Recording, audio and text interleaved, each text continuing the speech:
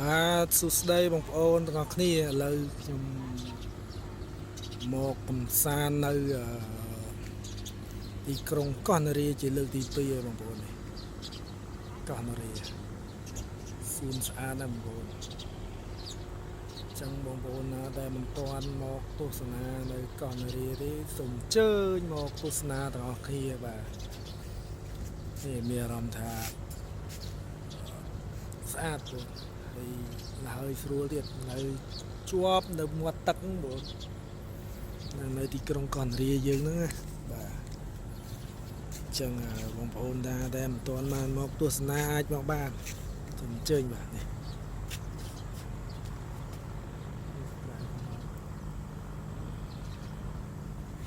អញ្ជើញយើងអាចចុះទៅដើរលេងនៅតាមមាត់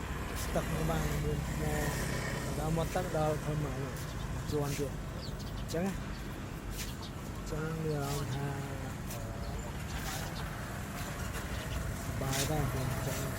អូនណាតនេអាចមកទស្សនាលេងបានអូខេ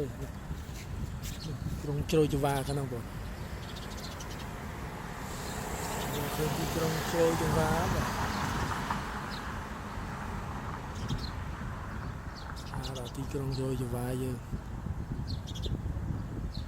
ចឹងទស្សនាភាសាលេងបងមើលទីក្រុងជ្រោយចង្វាមានជ្រោយចង្វាមានកោះពេជ្រអញ្ចឹងណាបង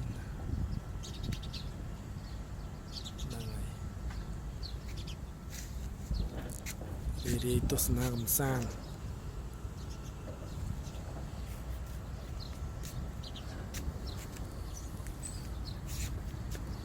អើយស្អាតបងប្អូនទស្សនាកំសាន្តលេងតាមមាត់ទឹកខ្ញុំជួយចិត្តមកថតចឹងវាត្រជាក់ស្រួលវាមានខ្យល់អាកាសបរិសុទ្ធចឹងណា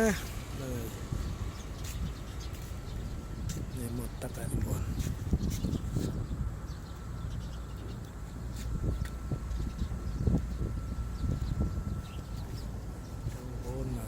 តនេពីការងារអីថ្ងៃសៅរ៍ថ្ងៃអាទិត្យទៅអាចមកកំសាន្តលេងបានមិនបាច់ថ្ងៃសៅរ៍ថ្ងៃអាទិត្យបងប្អូនចាញ់ពេលងាយដើរពីការងារនោះចាញ់ធ្វើការតែពេលងាយវាមានខ្យល់អាកាសបរិសុទ្ធឡើងអើយអេម៉ងចឹងខ្ញុំចូលចិត្តមកកន្លែងហ្នឹងដោយសារតែវាឲ្យស្រួលបងប្អូនណាដែលសេតអញ្ចឹងណាអាចមកទស្សនាទៅវាអាចបាត់សេតដែរបងទីក្រុងជ្រោយចង្វាបាទចឹងអត់មានអីទេបងវីដេអូខ្ញុំតែប៉ុណ្្នឹងហើយហើយកុំភ្លេចជួយ Subscribe Channel YouTube ក៏ដូចជា Follow Page ម្នាក់មួយផងទាំងអស់គ្នាបាទសូមជម្រាបលាបាយបាយជួបគ្នាវីដេអូក្រោយទៀតបាទ